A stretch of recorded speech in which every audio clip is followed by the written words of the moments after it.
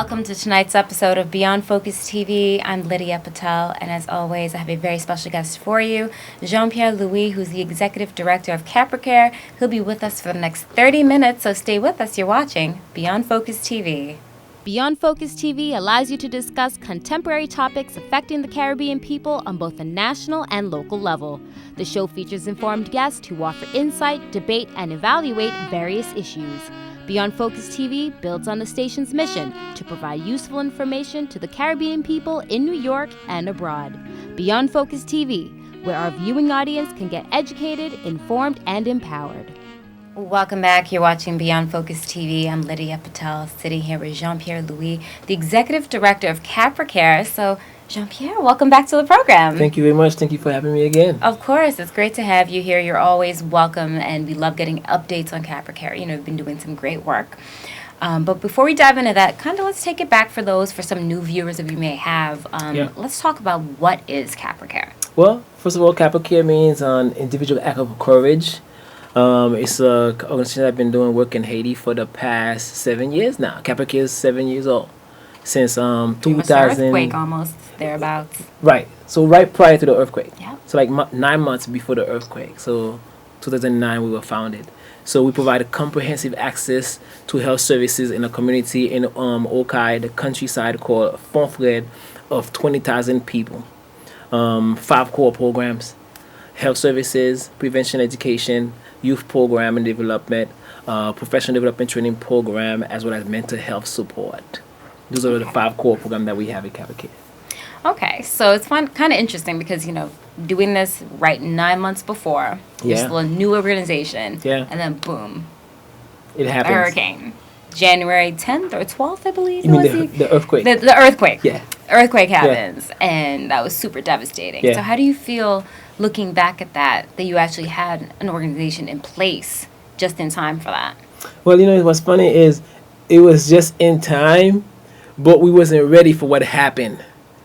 There's no way you could have prepared for that. Yeah. But our leadership is strong, and the mindset has always been ready for whatever.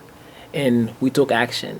Immediately, we put together a comprehensive team that was ready to take action and go to Fonfred to intercept those folks who were living in Port-au-Prince to provide them with psychological first aid.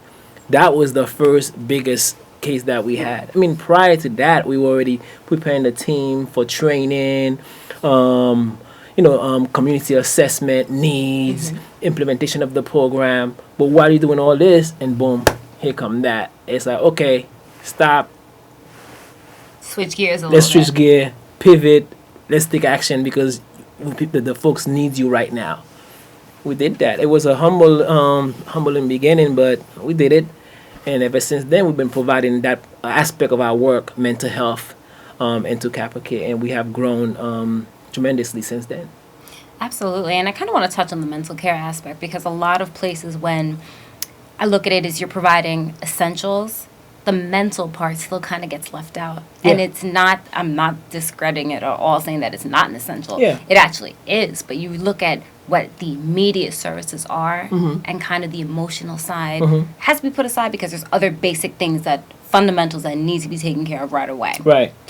So it's interesting that you chose to actually address that. Did you get any backlash while over there? Absolutely not. Mental health for Haitians is extremely important. This is a country that's been, going through crisis, trauma, constantly. And when we first thought about mental health for the program, it was based off my own grandmother, who had 9 children, but lost the first 6. Oh my goodness. As she lost kids as old as 6 years old. Now I have a 2-year-old and I have a 4-year-old. So I can't even imagine not having them in my life. But when I thought about my grandmother, I said, wow, if she lost the first 6 kids, how did she have the courage to continue having more kids? You think after you lost 2, 3, you stop. Right. She continued having two until she had 3 more. But I said, wow, somebody like that should have had some kind of mental health support. What kind of counseling did she have? What kind of support did she have in place? And after conducting a few assessments, we realized there is no such thing. Your church become your support. Yes. Your family and friends become your support.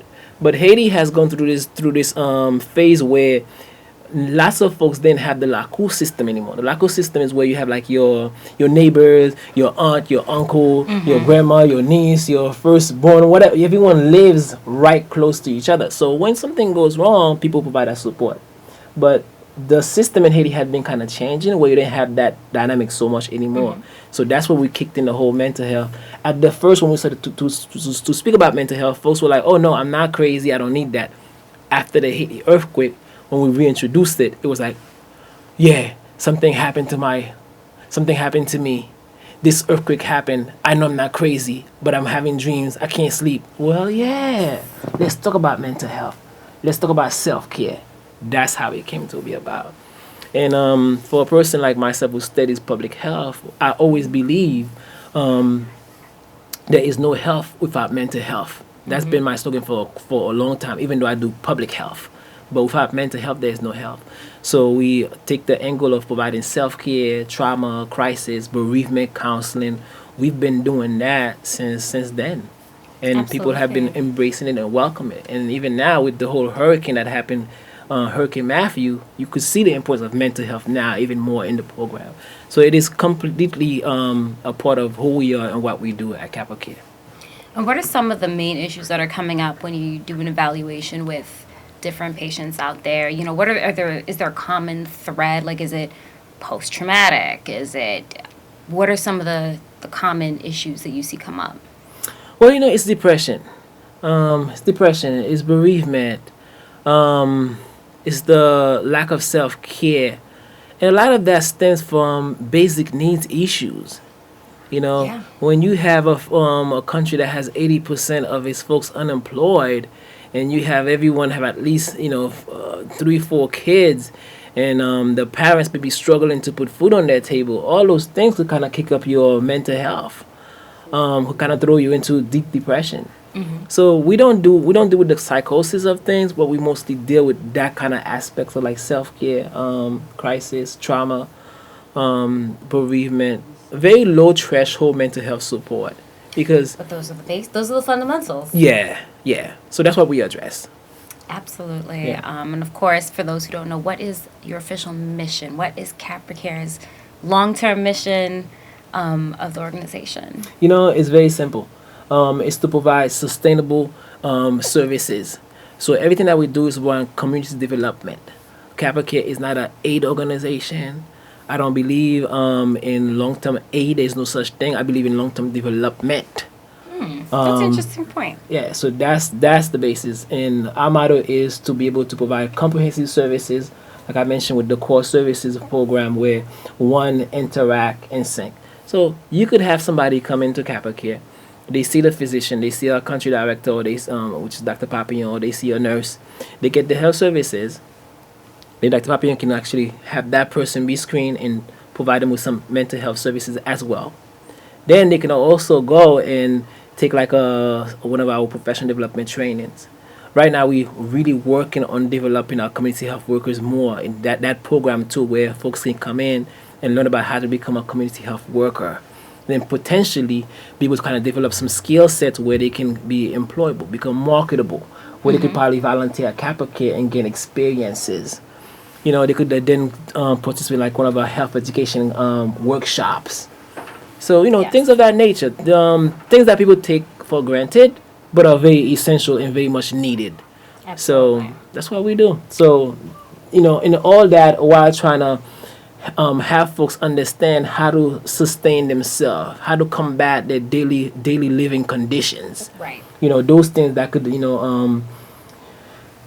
put them in a bad way of living, meaning that the struggle of not having a job, struggle of taking care of your family, so those type of things. So Right. we're just trying to kind of help alleviate, provide support and stability in the community. That's what CapraCare that's CapraCare's goal, is to be the backbone of that community. Well, hold that thought. We're going to take a quick break. We'll be right back. You're watching Beyond Focus TV. Stay with us.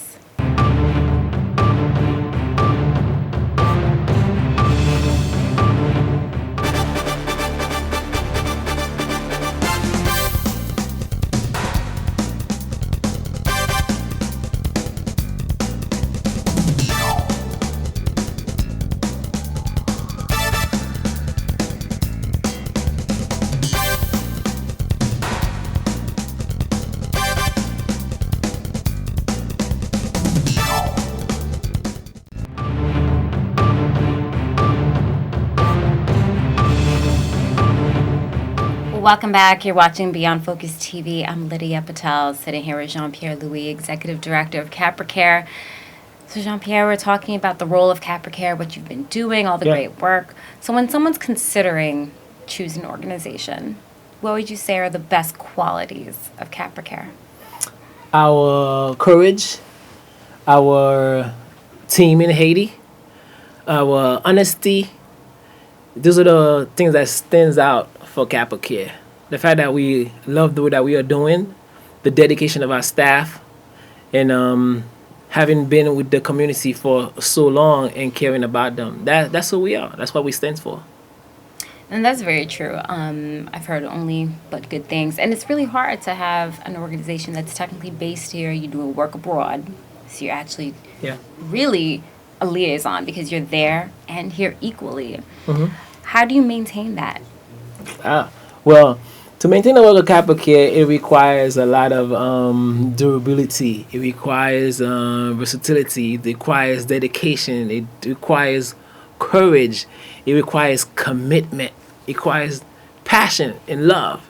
Because if you don't have those things as prerequisite, there's no way you can do work in Haiti. You're not going to last. You're going to encounter challenges. You're going to encounter barriers. A lot more of them before you even begin to have successes. So those are the things that kind of fuel me in a way to continue doing the work that I do. But at the same time, I can't take full credit, but I also have a very strong team around me.